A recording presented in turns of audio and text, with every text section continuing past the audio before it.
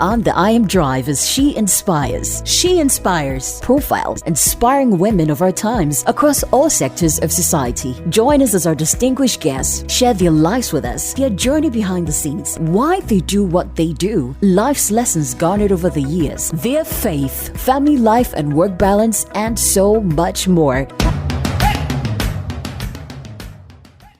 Women play an integral role in the development of every nation, and here on SheInspires, we bring to you Christian women who are playing impactful roles at various levels of our society. On SheInspires today, I have Mrs. Maureen Erekua Odoi. She has over 20 years experience in the business development sector, and she's also author of the book 12 Golden Secrets for Entrepreneurs. She's my guest on SheInspires today. Thank you for joining us on SheInspires, Maureen. Thank you very much, and I'm glad to be here. So we're going to get into this book, 12 Golden Secrets for Entrepreneurs. But before that, take us back to your childhood. What was growing up like for Maureen? I'll say exciting, and also sometimes, I don't know, but my childhood was interesting because I was very close to my mother. And my mother, Florence, the late Florence Edu Ofebia, was a beautiful woman. I mean, she was my best friend. And she did something significant, and reflecting on it, I realized right now it's been very, very beneficial to me. It's also helped define me as a person. So right about 9 years or so, all I saw was that she took me to my granddad. I was going on holidays, I was excited. My grandfather, Nana Kofi Edu, was a blind old chief of, he was a Dukro of I come from the Kwiapem. We went there, he was a farmer, so I love to sit with him, and he tells me about these Aesop fables and Greek, Latin, you know, all these stories and wise sayings and nuggets of wisdom. He would just put me in the room, and together we'll just talk. He has this big baritone voice. Oh. And I love hearing that voice. So one day, we were having a chat, and he said to me, well, I'm going to give you an assignment. I said, what assignment? I used to ask all sorts of questions. One of which is, I will never, I don't know how to say that, but I regret asking that question. But it was when I grew up that they told me that I went to ask that question. I said, tell us about that question. Should I tell that question? And I don't to deviate. I asked them, but I observed a lot of things, and I asked a lot of questions. And I said, Grandpa, please, is this place a zoo? Then they all burst out laughing. And I was curious. I wanted to know the answer. And they asked, why do you think this place is a zoo? I said, well, I see some hens. I see some goats. I see sheep. He used to keep all that. They have a big courtyard. I see ducks. And they pass every morning. They release them. And then they go. And in the evening they come. And I think I observed over a period. Then one day I asked, is this place a zoo? And they all started laughing. And I felt like they didn't pay attention to my question. It was when I grew up and I realized that in the typical African household, you keep all these protein sources so that as and when you need some, you don't have to buy. Okay. You know, I didn't understand it then because I was not brought up in Ghana, so I didn't understand some of the things. So I was curious to understand. That's why I asked that. Maybe somebody would say a silly question. But when I grew up, they told me that you asked a lot of questions. Example, this is one question we all remember. And I bow my head down in shame. I could have asked a whole chief such a question. I would have been, you know, I'll be asked to cut the throat of a goat or something like that. But well, so he told me something that I remember up to date. It has guided me as a person. He said, I'm going to send you, when you're going back after the holidays, you are going to go to the farm with your auntie.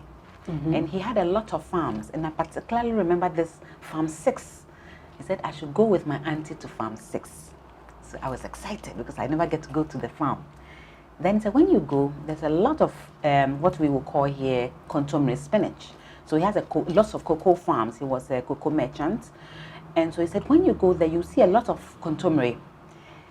Make sure you gather as much as you can gather. And I was like, there's a little girl. So, and I stood and I saw this big farm with a lot of contemporary. And I said, okay. So with my cousins and other people, we started racing through the farm, taking as much as we could. So I just took, my hand was small, so I could just take a handful, put it in a basket, my auntie would guide me. And then when we came back, she said, okay, Erekua, they call me Erekua. Your auntie is going to sell this contemporary. And when she does, you will have the money. I said, yeah. I was excited. So my auntie, they will go to the train station on market days and go and give it to the goods train that's going to Accra. Then in the evening around 5, they said, now they're coming to do an account. All the people come and account for the monies, his cassava, his plantain, goat, whatever it is. So they brought mine, and they said it was some pence. I didn't even understand what it was. But they said, Erekua, this is your money. You are going to use it for your piggy bank. Oh. That was my first money, and I was happy. So I took the money. I said, yay! I was excited because I was going to tell my mommy I earned some money. So many years after, I am here now. Then I thought about it and I said, my granddad did something significant.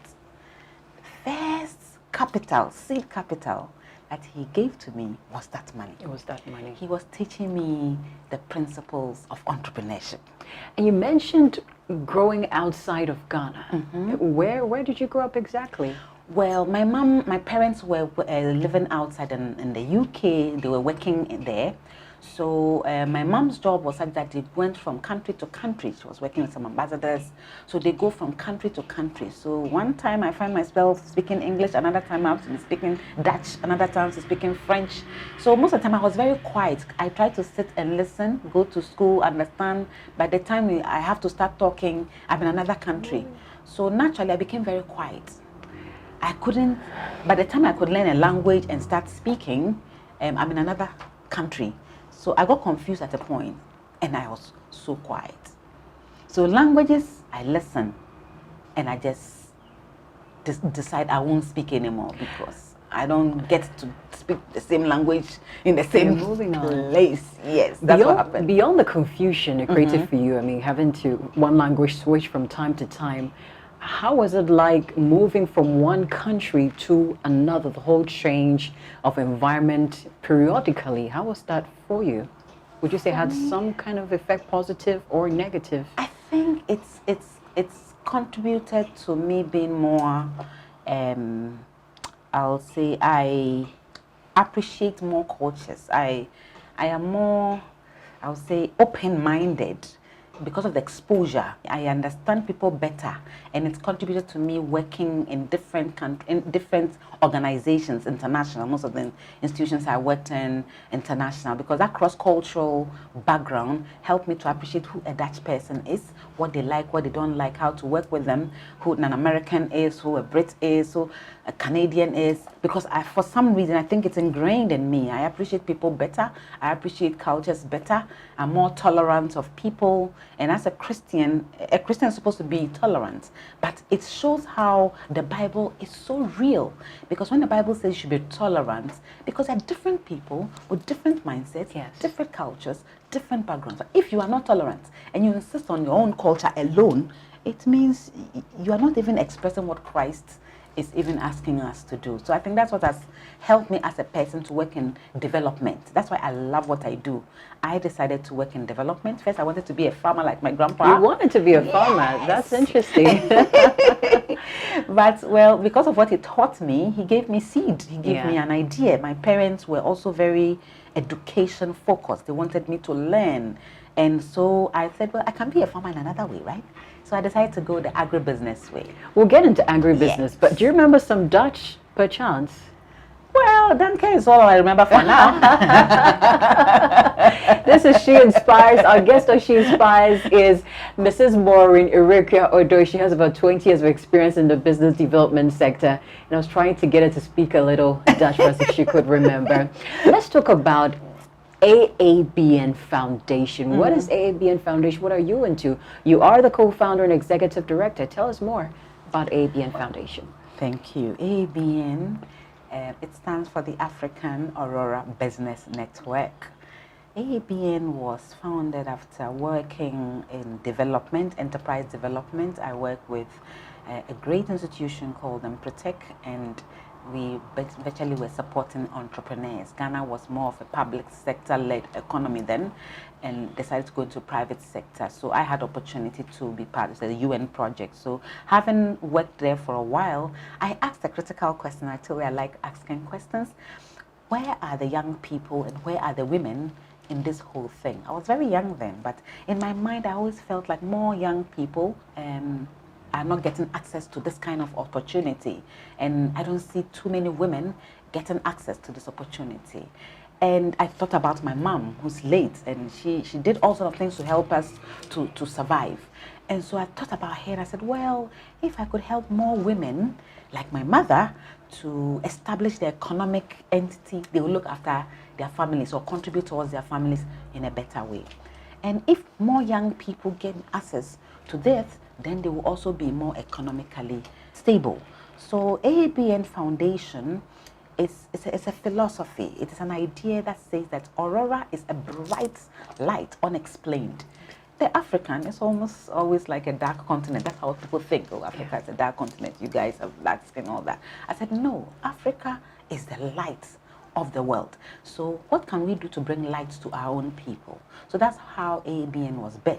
So we have a group of development practitioners. We sit down, we talk a lot, we sit on beds and talk. When I travel to the UK, we'll be on a bed, we'll talk about it. When I travel to the US, we talk about it.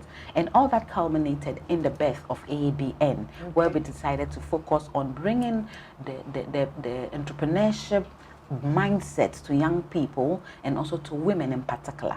Particularly because young people may not have anything to start. But we foresaw that 10, 20 years down the line, there will be no opportunity in the workplace for young people. Now we're experiencing that, but we saw it long ago. So after that, we decided that we'll serve. So we're going from university to university, preaching entrepreneurship, playing business games. Here in Ghana? Yeah, in Ghana. We design a lot of business games. That's one of our specializations in terms of how do we help people to think of innovative things and put together a business plan. You don't have to finish school before writing a business plan. You should start writing it while you're in school. An innovation, an idea, a problem you can solve and make money and survive. So we started doing that, and that is how we started. We were blessed to have the UN giving us our first project, and it was a nationwide project, and thanks to Mrs. Joanna Opare, who held our hand, and then also some of our bosses, Mrs. Felicity Aqua, and some of our bosses at Empretech, who supported us, mentored us to start. So what happened was, as we started, women were not coming to the training programs. Why was that happening? Interesting question. Women are... At the time, I would say now there's a lot of liberation and a lot of things going on which has exposed them to that. Women were kind of tied down by their domestic issues. So you see a woman starting a business. When you talk to the person's like, oh, I'm doing this something small to help my family. Nothing wrong with that. But they remain small for so long. And sometimes they just die. Or I won't say they die as human beings, but their businesses die. But don't you think they may say they want something small because they probably don't want something that will take too much of their time, such that they feel they may lose out at home? Or what do you think is happening when they're saying, I want something small? So a matter of not dreaming big, or exactly. That could be another factor. That's why most people started their own businesses, just to like subsistence farming. So when you go to the hinterlands, most of our farms are smallholder farms. 1 acre, 2 acres, sometimes we have an acre. Why? Because they farm to consume and sell the rest. It's the opposite. You should rather farm, make money, and then the rest will take care of you. So they bring that same mindset into business. So when they come into town and they want to survive economically, they were like, okay, let me do something small.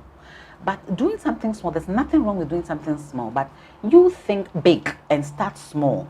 Because you see, you have a span of time. And even if you're starting a family and you don't have too much time, you can plan well, put together a good business plan. Say, in the next first 5 years, I'm going to be working with just one person to do maybe 1 kg of something every day. So that by the time my child is 6 years, 7 years, 10 years, I can begin to expand so that you have a plan. Okay. But they don't plan. So they start the business. Oh, my friend is doing check. Let me also start a check bar. Then they start an eatery doing check. When you speak to them, there is no business plan. There is no plan. They have an idea. They can do it because they have the skill. but they don't know how to manage customers. They don't know how to do a lot of things that will let that business stand out. So that even if it's small, you are doing it excellently, such that if you begin to expand, it becomes easier. You've mentioned how you've encountered women who, or maybe should I say women, or generally across board, who want to start a business but seem to start small, and it seems to stay that way. Would you say there are other unique mistakes you see women in particularly make in the entrepreneurship journey? Yes, and I'll tell you my mistake. Okay, tell us.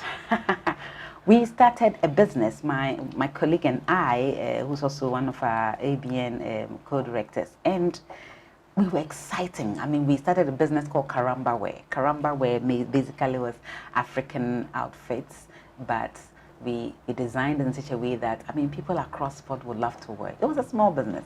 But the interesting thing is that we were young, we were frivolous, we were working, so it was our side chick. You're like in your 20s or something? Yes, we were working, I mean, we're doing entrepreneurship development. I was working at Protect then, and we just put some money together, we saved. So when we saved and we got our capital, then we started. Mistake we made, we were so limited in our thinking. We were saying that, well, we'd like to have a nice wedding. So we set a goal. But the goal we set, thinking back, reflecting on it, I realized it was a big mistake. Why were we so short? We're so short-sighted. And I think sometimes that is one of the number one mistakes that women do. When they're starting a business, sometimes they have a very short-sighted plan that they don't think beyond 10 years. But strategic thinking says that think long-term and then execute over a period such that you achieve your goals eventually. So we just started the business, and I remember we had a wedding. We were all happy. We got ourselves. The wedding was lovely because we could add to all the money that we wanted to do. Can you imagine? We just want to marry. So we were happy having nice things, having it was exciting, but it was a mistake. So we should have thought about keeping Karamba growing it into a global brand.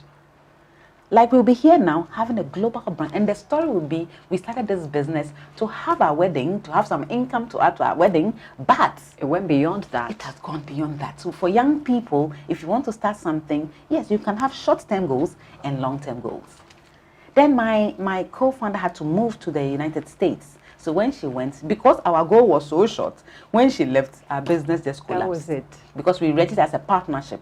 So, by law, if you register something as a partnership, once it's your partner moves or does not participate with skill and everything, you just lose the business. So that was the end of our business. And we're making good money. We were exporting. I remember we had opportunity to export to other countries. We were making dollars.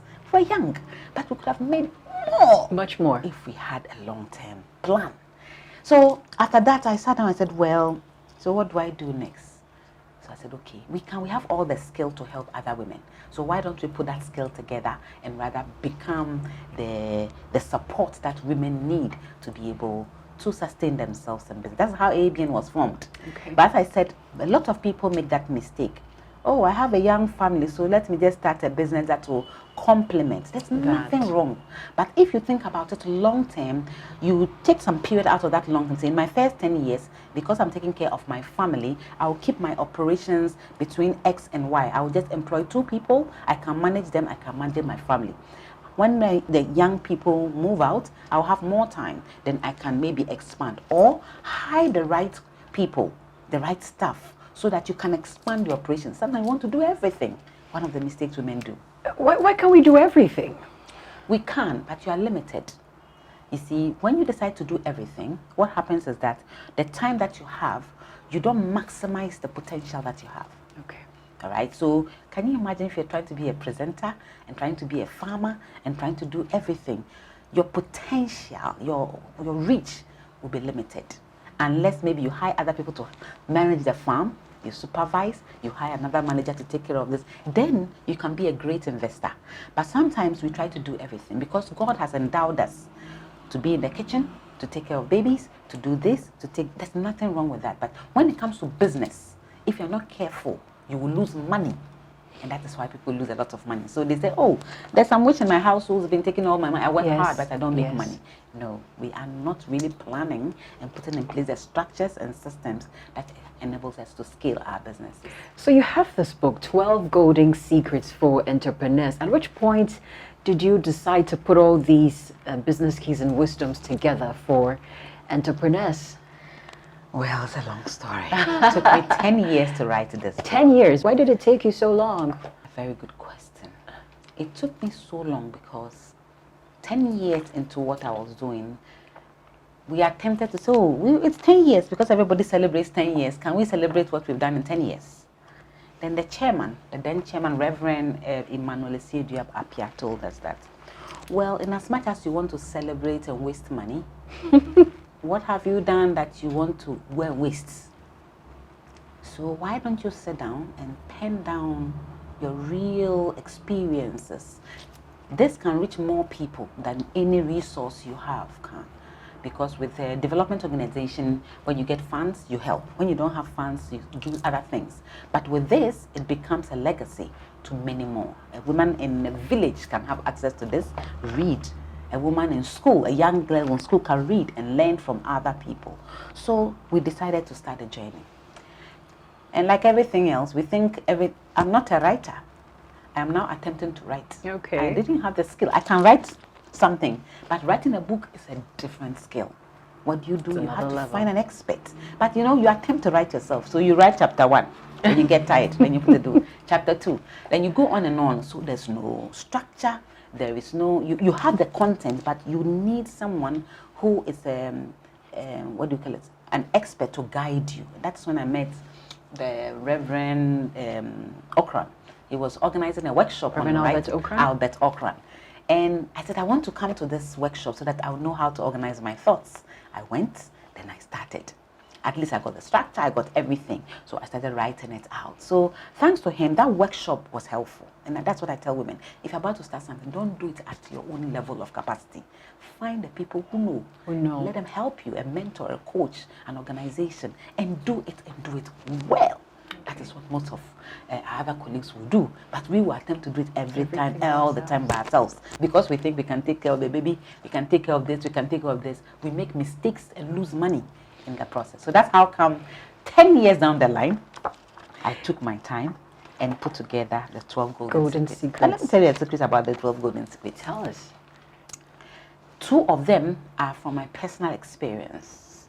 Now, my personal experience that says that after 20 years of working in the enterprise development sector, helping entrepreneurs, women, young people, I realized that no matter what you want to do in life, especially if you start starting a business, there is something about you must know that God has already deposited inside of you. And that's how I wrote that poem, I Am. If you don't believe the I Am inside of you, entrepreneurship is a very, very tough journey. You will give up. You will lose money, you will lose your staff, you will lose your customers, and you can give up. You can get frustrated with family, and you will give up. But the I Am factor, if you are starting a business, you must be conscious of the I Am, which is within you. So the first chapter says, ignite. You must learn to ignite hope to persevere in business. So from my own experiences, the ups and downs I went through, I've been able to glean the secret. And then the last one is on giving. Giving is the most, I don't know, but for me as a person, the experience I have gained from giving is phenomenal. So as an entrepreneur, in this book, I say that giving is critical. If you want your business to really, you have to start thinking about giving from your business from day one. Okay. All the way to the time you liquidate, or maybe you pass it on as a legacy to another. The other 10 are 10 universally researched principles that successful entrepreneurs all over the world have been studied, and they've realized that these are some of the things that has made them very, very successful. So those are the other 10. This is She Inspires, and our lovely guest on She Inspires today is Mrs. Maureen Erekua Odoi. She is author of 12 Golden Secrets for Entrepreneurs, and she has over 20 years experience in the business development sector. And we're going to find out more about how you all can have access to this book, particularly entrepreneurs, young women entrepreneurs who are listening to us on She Inspires. Tell us about the most challenging experience in your life. Can you remember any such you can share with us? It's so tough. I don't know. It's so tough. Okay, so I lost my mom very early in life, and at that time I was so young that I asked God, what did I do wrong? And why should I lose my best friend? I was very young, and I've been with her so much that, like, she's my friend, she's my everything. So I visited her, and I was so young. I think I was so silly. I didn't know she was dying. She was cold. That is all I can remember. And I should have known. But when I grew up, I understood that when somebody is dying, the person gets cold. Was that happening here in Ghana? Yes. Okay. Her feet was on me. She was lying. Her feet was lying on me. At home? Yes. And I actually told her that her feet is cold. If I had known that when your feet is getting cold, well, she was talking. We were talking, you know. Only thing, she was quiet. She was not, when I said, oh, mommy, I'll go on and on and say, she would just say something simple. But it hurt me because I felt I should have known she was dying, and maybe I could have saved the situation. Had she been sick for a while, or she was fine, hale and hearty, we just having a conversation? She was ill for just a short period. She said her tummy, and she had run for a while. So I had run for about a day, went to the hospital, and she was recovering, so I went to visit her. So when I told her that her feet were cold, she said, oh, I should rub her feet. So I was just rubbing, we're talking. I didn't know that she was dying.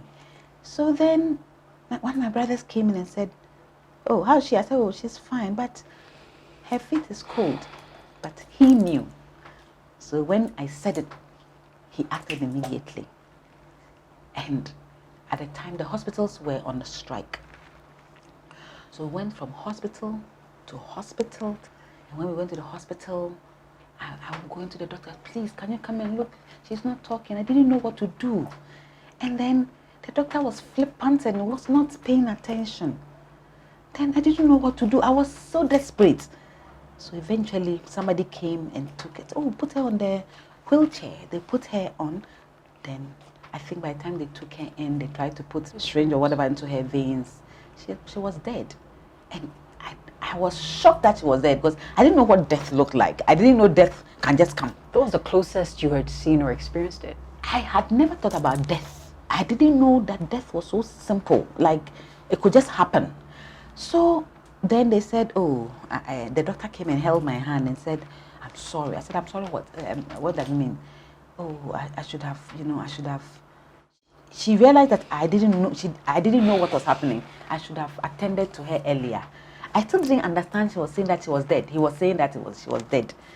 Oh, I'm sorry. Oh, so he put his hand on me, and I said, okay. And so, not knowing, she was gone. Where was Dad at the time? My father was in London. So this was you and your brother? Yes. At the hospital? Yes. And my brother didn't even want to tell me. Oh my. So I didn't even know still. So when they said she was dead, the challenging thing for me was, I was confused. And it took me 15 years, almost up to 20 years, for me to accept that she had actually died. It went on. I said, could I have done something? Why didn't I know she was dying? Why was I there and she died? God, why did you allow her to die? I asked this question over and over. 15 years? Yes. It took every day I would dream. And I'll tell my husband that, oh, I dreamt and I saw my mother. So I was lucky. My uncle who adopted me very early was the best thing that happened to me.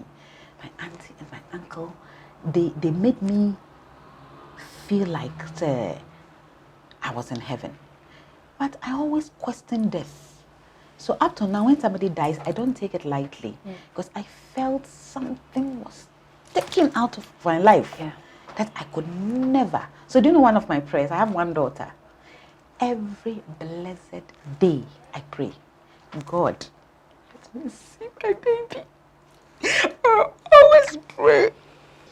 I always pray that God should never take me away from my baby girl. I always pray every day. I pray that prayer because the experience was too hurting.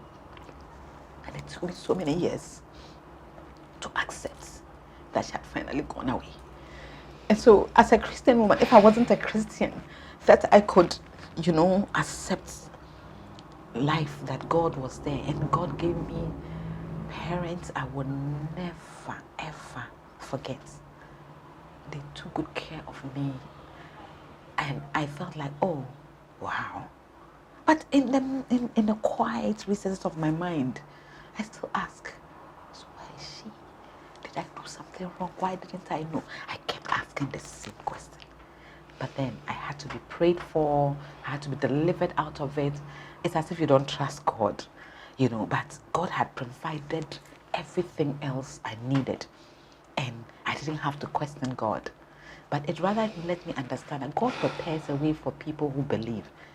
I mean, it was so seamless. I didn't feel any gap, except that I didn't understand death, And so when people die, I think they should go for counseling, they should seek help. They lose a loved one. We don't have that system in Ghana where people help you to recover from death. And I think one of the reasons why I like to be a mentor to a lot of young people is that when you go through a traumatic situation, there isn't anyone who understands you, that it can be with you. People see you going around, but they don't know certain things can be with you for so long. And nobody wants to understand it when you behave in a certain way. Talk about your family, your two children, your husband. Tell us about how you're raising up your children, what legacy you want to leave for them as a mom. Well, as a mom, as a parent, I think it's being a parent is tough. So parents should make an effort to really, really nurture their children, because a lot of things are happening. I mean, outside influence, external influences. So if you're not close to your children, I had a very close working relationship with my parents, all my parents, my aunties, my uncle, everyone, my siblings. They were so close. We did everything together. So I've grown up in an environment that was trust.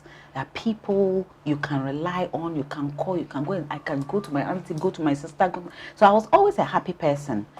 But right now the world has become funny. Though it's a global village, there's a lot of things going on. And as parents, we need to work very closely. So when I see families tearing apart, it breaks my heart. Instead of working together, you see families tearing each other apart. If a woman has a career, support her. If a man has a career, support her, so that the children will have that peaceful environment to grow up. Because when they see what happens in that environment, they grow up better informed and equipped to also manage. But if they see a lot of challenges in there, they go and replicate what they have seen. So as a parent, I always try to create an environment in my house where there's happiness, there is joy, there's a lot of food to eat, there's peace. There's peace, so that everybody feels like you're just going in the direction that they have to go in. And I have me and my best friends. They are. Are they in school? Have they completed school? Na is in the US, and then Ni is also joined. They are all in school. Okay. And Na is now working, and hopefully Ni will also start working. So. What are some hobbies of yours that you love? Let's talk about your gardening. hobbies. I love gardening. I'm always That's one of the things you have in your garden, some plants. I have some trees. I have some birds. I'm a bird watcher. Oh, you are? Yes, I create an And people environment. ask, so you're going to just sit there and watch a bird, like that's it? If you read this book, you see what it's done for me. That's how I wrote this book. I traveled to Isuchari, a place called Stone Lodge. And I just go and that's sit one there. beautiful place. It's a beautiful place. And I sit there, I watch the birds, I'm inspired, I start writing. You start writing. So I said, how do I get some of these birds in my house? So I created an environment, a lot of trees and stuff, so the birds will come. Interestingly, they started coming. There are blue birds there, there are black birds, all sorts of birds. And I watch them and I'm so excited. My friend, what is so excited? Come and see some birds. So now they are all interested in birds. Because when I see a blue bird, I checked it out. And they communicate in a very beautiful way. Okay. When you hear a bird chirping, calling another, before long another one has joined. And the two of them, they will talk a bit, do some gimmicks, jump around a bit, and then the two of them will just fly away. On command. Okay. On command. They have different pitches to do different things. And I've been observing them. So for me, my garden is like my heaven. I do all the vegetables, I do all that. I water my garden, I do my vegetables, I eat from my garden. I even plant cassava in my in my garden. Okay. COVID, I ate from my garden for 6 solid months. And for the Wow. first time, I planted cassava and it came and I was excited. So we made fufu and then we did that salad. We have the tomatoes. All that from your gardening at home. And I'm an agribusiness expert, so I teach it and I like to experiment with it before I teach it. And so when I'm doing these things, anytime I'm training and teaching and coaching, I make sure I have done it and I understand it, so that it is rich. It's not theory, it's not just, abstract things, but it's something I've observed, learned, and I can add value because I have experienced it myself. Wow, interesting to know. For 6 months you were eating from your garden. This is She Inspires, and our guest on She Inspires is Mrs. Maureen Erekua Odoi. I want to ask, we've been asking our guest on She Inspires 3 top lessons you've learned in life that you can share with us. What would your 3 be? Phew, that's really tough. Trying to certain. Okay, I'll say the first one is you must always rely on God for wisdom. Because I've realized a lot of things happen to me, and if I had not relied on God, I could be anywhere and I could be what I didn't ever dream of becoming. I would have been disappointed, but I think God intervened in my life in different ways. So wisdom from above is important. The next one is relationships matter. I realized my mother had a very good relationship with all her family members. So I never lacked. I had parents, even she had even passed on, I had parents who loved me because she was a lovable person. And just observing her, I loved her. And I saw a lot of people are not like her. So I assumed that everyone was like her. Mistake I made. I trusted people because I felt everybody was like her. My parents are very nice people. So I tend to think everybody's like that. So we should also build relations, but you should be wise, because it's not everyone who is like the people you have been exposed to, so that you don't get hurt. And then the last one I'll say is family. There should be a very conscious effort to keep your family together, because it has impact on generations.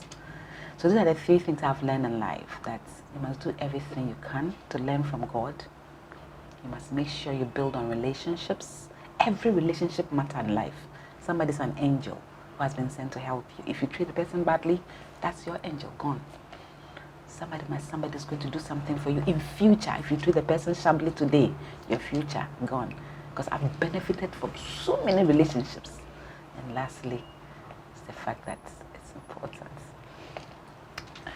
Maureen, Mrs. Maureen Erekua Odoi. She's also author of 12 Golden Secrets for Entrepreneurs. Maureen, how can we get our hands on your book?